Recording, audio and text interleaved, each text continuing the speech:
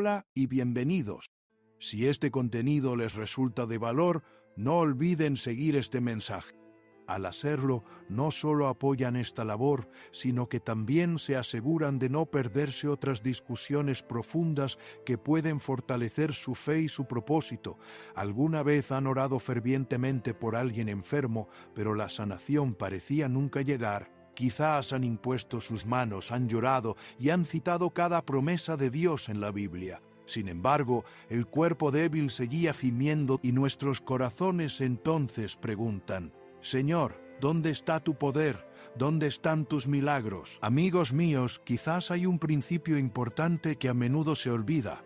Algo que Jesús dejó muy claro, pero que con frecuencia pasamos por alto en nuestras oraciones de hoy. No se trata de fórmulas mágicas o métodos humanos. Se trata de una verdad espiritual muy profunda. Cuando la comprendan, sus oraciones pueden pasar de ser solo bellas palabras a convertirse en un decreto que mueva los cielos y cambie la situación. Abramos nuestros corazones y mentes y observemos una historia en el Evangelio de Marcos, capítulo 2. Había 4 hombres que querían llevarlo ante Jesús, pero la casa estaba tan llena que no había forma de entrar. Entonces hicieron algo extraordinario. Abrieron un agujero en el techo y bajaron a su amigo justo delante del Salvador. Observen lo que sucede a continuación. Jesús miró al hombre paralítico. Vio su cuerpo indefenso, sus ojos llenos de esperanza, y las primeras palabras de Jesús fueron: Hijo mío, tus pecados te son perdonados. Quizás nosotros, como muchos en aquel tiempo, nos preguntaríamos: ¿por qué no simplemente sanarlo? Él necesita una curación física, pero Jesús tocó primero las raíces más profundas. ¿Por qué? Porque Jesús entendía algo que a menudo olvidamos: la enfermedad con frecuencia no es solo un problema físico. Existen raíces espirituales invisibles, heridas internas, culpas enterradas, amarguras que nos carcomen desde dentro. No toda enfermedad es causada por un pecado personal. El propio Jesús lo explicó en el Evangelio de Juan, capítulo 9. Pero la Biblia conecta claramente la sanación con la plenitud espiritual. Miren Santiago capítulo 5, versículo 15. Dice: La oración de fe salvará al enfermo, y si hubiere cometido pecados, le serán perdonados. Existe una conexión. La sanación física a menudo va de la mano con la restauración espiritual. Cuando nos enfocamos solo en los síntomas físicos e ignoramos la posibilidad de una herida en el corazón, nuestras oraciones pueden ser incompletas. David describe esto de manera conmovedora en el Salmo 32. Cuando ocultó su pecado, sintió los efectos físicamente.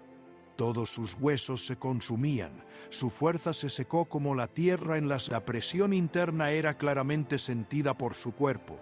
El alivio y la sanación solo llegaron cuando admitió honestamente su error ante Dios. Esta comprensión lo cambia todo. No se trata de culpar al enfermo, ni de ser un juez inquisidor.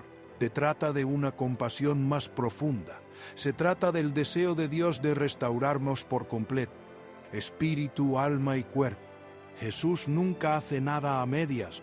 Cuando Él restaura, restaura por completo. Así que, antes de avanzar más en la comprensión del poder de la oración para la sanación, inculquemos este primer principio en nuestros corazones. A Dios le importa todo nuestro ser, y la oración eficaz comienza con ver a alguien como lo hace Jesús, con ojos amorosos, listos para tocar no solo la parte enferma, sino también las partes que pueden estar heridas y necesitar sanación por dentro. Pero entonces surge una pregunta honesta en nuestros corazones: si la voluntad de Dios es restaurarnos por completo, ¿por qué nuestras oraciones a veces se sienten como si no pudieran alcanzar los cielos? Como si nuestras palabras perdieran su peso. Esta pregunta nos lleva a un segundo principio crucial: el principio de dónde proviene realmente el poder para ver la sanación. A menudo nos preguntamos si supiéramos qué palabras usaríamos. Si las palabras deben decirse en el orden correcto, entonces la sanación ocurrirá. Pero la Biblia cuenta una historia diferente. Piensen en la historia de Marcos capítulo 9. Los discípulos de Jesús se enfrentaron a un muchacho poseído por un espíritu maligno. Debieron haberlo intentado. Invocaron el nombre de Jesús, haciendo todo lo que habían visto hacer al Maestro. Pero no pasó nada. El fracaso debió ser doloroso y humillante. Cuando Jesús llegó y con una sola palabra expulsó al espíritu, los discípulos se preguntaron, ¿por qué nosotros no pudimos? La respuesta de Jesús fue simple, pero penetrante. Este tipo de espíritu no puede ser expulsado por ningún medio que no sea la oración y el ayuno. ¿Estaba Jesús dando una fórmula secreta? No, estaba señalando la fuente de la autoridad. Estaba hablando de un nivel de intimidad espiritual, dependencia y concentración que produce un tipo diferente de poder. La verdadera autoridad espiritual no es como un abrigo que podemos ponernos y quitarnos. Es más como el flujo constante de agua de una relación viva y cercana. Imaginen la aterradora escena en Hechos, capítulo 19. 7 hombres intentaron expulsar un demonio usando solo el nombre de Jesús como un hechizo. Por el Jesús que predica Pablo te ordeno que salgas. Pero el demonio respondió, a Jesús conozco y sé quién es Pablo.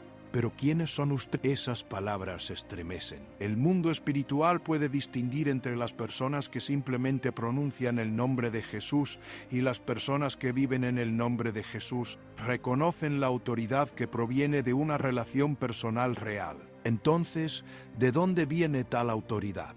De la intimidad construida en el silencio, de oraciones que no solo piden, sino que también escuchan, del ayuno que debilita nuestros cuerpos para fortalecer nuestros espíritus. El propio Jesús siempre se movía entre el ajetreo del ministerio y el silencio de los momentos a solas con el Padre. Se levantaba temprano en la mañana para buscar su rostro. Esa es la fuente de su poder. Esto es lo que Jesús quiso decir en Juan 15, versículo 5. Separados de mí, nada podéis hacer. No es una amenaza, sino una verdad fundamental, como una rama que solo puede vivir y dar fruto mientras está conectada a la vid. Así que, antes de imponer audazmente las manos y orar por sanación, hay preguntas importantes que debemos hacernos. ¿Cómo es mi relación personal con la fuente de poder?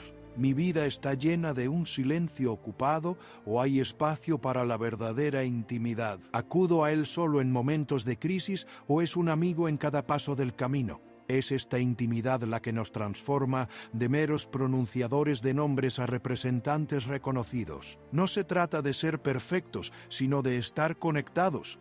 Sin esta conexión, corremos el riesgo de simplemente realizar los movimientos de la religión. Nuestras oraciones pueden perder su fuerza, perder la autoridad espiritual que hace temblar a la oscuridad, pero con una relación viva aprendemos a movernos no con nuestra propia fuerza, sino con la tranquila confianza de un hijo que sabe que es amado y enviado por su Padre. Y de esa relación íntima nace algo muy importante: la fe. No la fe en uno mismo, sino una firme creencia en quién es Dios y en lo que puede hacer. Esto es lo que llamamos fe. Y en la oración por sanación, la fe es como el aire necesario para encender el fuego de los milagros. ¿Alguna vez han sentido que estaban orando contra un muro grueso? De sus palabras rebotaban. De 71 evidente. Sus palabras rebotaban. Puede que no sea porque Dios no esté escuchando, sino porque hay una atmósfera de incredulidad que se interpone. Incluso el propio Jesús experimentó esto. En Nazaret, su ciudad natal, la Biblia registra que no pudo hacer allí ningún milagro. Se maravilló de su incredulidad. Piensen en eso por un momento. El poder ilimitado de Dios se ve limitado por la incredulidad humana. Esto demuestra algo muy importante. La fe no es solo un sentimiento positivo. La fe es el cimiento sobre el cual el poder de Dios opera libremente. Entonces, ¿cómo construimos este cimiento, especialmente cuando oramos por alguien que puede haber estado enfermo durante mucho tiempo, agotado y casi desesperado? El secreto. Romanos 10:17 nos recuerda que la fe viene por el oír, y el oír por la palabra de Cristo. La fe no llega forzando sentimientos. La fe llega cuando escuchamos verdaderamente la verdad sobre Dios, tal como se transmite a través de su palabra. Así que, Antes de orar por sanación, no salten directamente a la petición. Construyan primero una atmósfera de fe. ¿Cómo? Declaren la verdad. No solo una descripción del problema. No empiecen detallando cuán grave es la enfermedad. Empiecen detallando cuán grande es nuestro Dios. Díganlo suave pero firmemente. Señor, tú eres el Dios que me sana. Éxodo 15:26. En la Biblia está escrito que por las llagas de Jesús hemos sido sanados. Primera de Pedro 2:24. Nos apoyamos en esta promesa tuya. Confronten el lenguaje religioso lleno de dudas. A menudo insertamos dudas en nuestras oraciones con palabras que suenan espirituales. Orar como, Dios, si es tu voluntad, sana. Aunque parece humilde, a menudo encubre desconfianza. ¿Es la sanación la voluntad de Dios? Miren la vida de Jesús. Él siempre sanó a todos los que acudieron a Él con fe. Cuando oramos debemos orar basándonos en su voluntad, que ha sido revelada en la palabra, no en lo que está oculto. Oren con confianza, no con signos de interrogación. Ayuden a la persona enferma a creer. Su fe es importante, pero la de ellos también es como un ancla. Ustedes son una ayuda para su fe. Como escuchó Josué, fortalézcanlos diciendo, no temas, el Señor tu Dios está contigo donde quiera que vayas. Recuérdenles las historias de la fidelidad de Dios en la Biblia y en su vida. Esto no es dar seguridades vacías, sino confirmarlos en el carácter. Jesús siempre decía a los que eran sanados, tu fe te ha salvado. Es una confesión. La fe es la mano que se extendió y tocó su manto en medio de la multitud. Nuestro trabajo como intercesores es ayudar amorosamente a que esa mano débil se mantenga levantada, que siga creyendo. Pero esta fe verdadera debe encontrar finalmente su voz. La fe silenciosa no es una fe completa. Debe ser hablada. Y cuando la fe habla, sus palabras tienen un poder tremendo. El poder de crear la realidad. Hay una pregunta que aún puede estar pendiente. ¿Qué pasa si he orado con fe? He declarado la palabra firmemente, pero la montaña de la enfermedad parece permanecer inmóvil. Parece haber más resistencia. Si alguna vez se han sentido así, es posible que hayan tocado una verdad espiritual más profunda. Jesús no solo nos enseñó a orar, sino también a ayunar.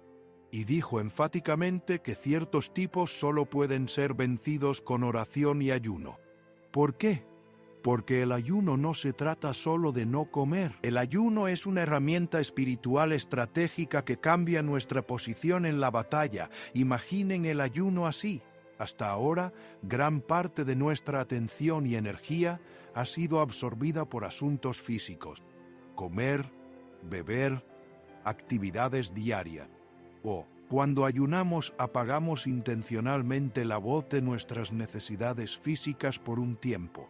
El objetivo es que nuestra frecuencia espiritual se vuelva más clara y fuerte. Nos volvemos más sensibles a los susurros del Espíritu Santo, más agudos para discernir los ataques del enemigo y más audaces para actuar con autoridad divina. El verdadero ayuno, como Dios lo concibió en Isaías 58, no es un ritual para presumir. Es un acto liberador para romper el yugo, desatar las cuerdas, liberar a los perseguidos y romper toda atadura. Vean el lenguaje utilizado: romper, soltar, liberar. El ayuno es una guerra espiritual activa. Debilita el control de los poderes de la oscuridad y abre las prisiones que mantienen a una persona cautiva, ya sea por enfermedad, adicción o maldiciones generacionales. Sin embargo, los efectos más profundos del ayuno pueden estar en nosotros mismos. El Salmo 35 dice, «Humillé mi alma con ayuno». Aquí yace otra clave. El ayuno produce verdadera humildad.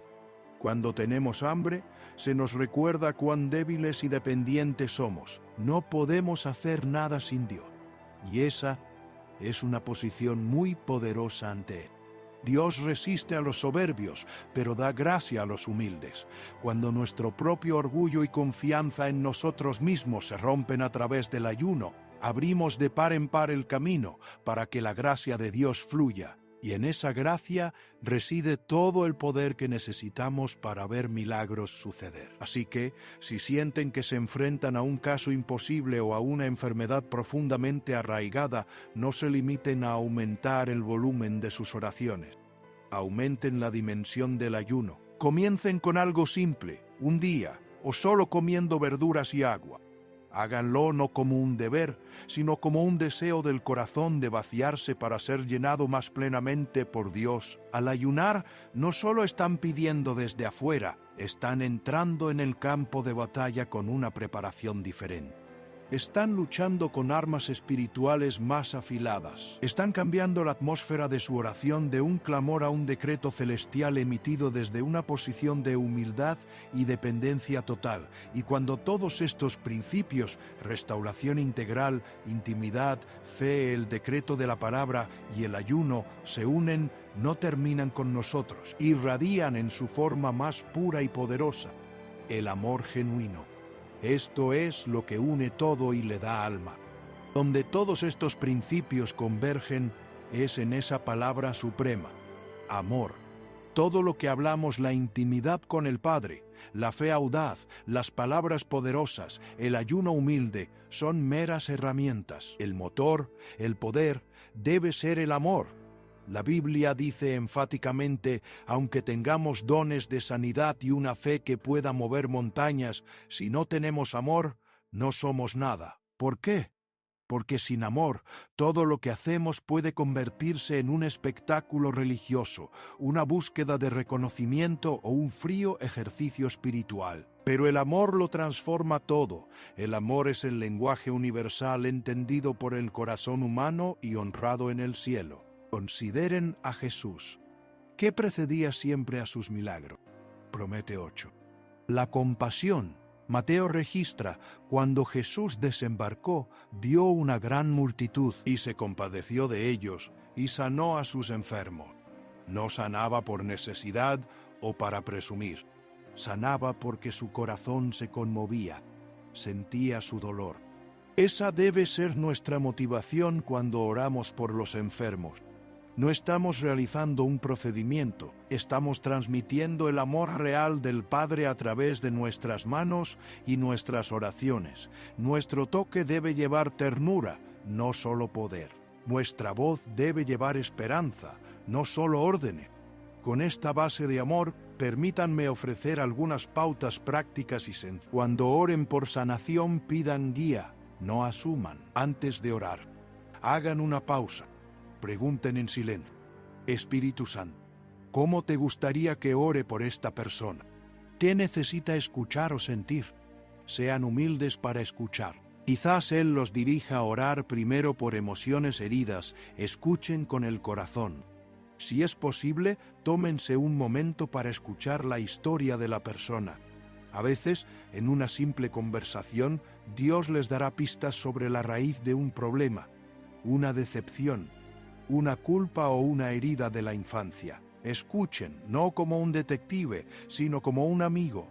Despierten con la palabra, oren con autoridad. Antes de orar en voz alta, lean 1 o 2 versículos de las Escrituras sobre la sanación. Esto construye la fe. Luego, oren con confianza. Pongan sus manos suavemente cuando sea apropiado y permitido. Y ordenen a la enfermedad que se vaya en el nombre de Jesús. Declaren la sanación. Mantengan la relación. La oración por sanación no es una transacción única. Pregunten cómo está al día siguiente. Oren de nuevo si es necesario. Ayúdenlos a entender que la sanación es a menudo un proceso y que Dios es fiel para terminar la obra que comienza.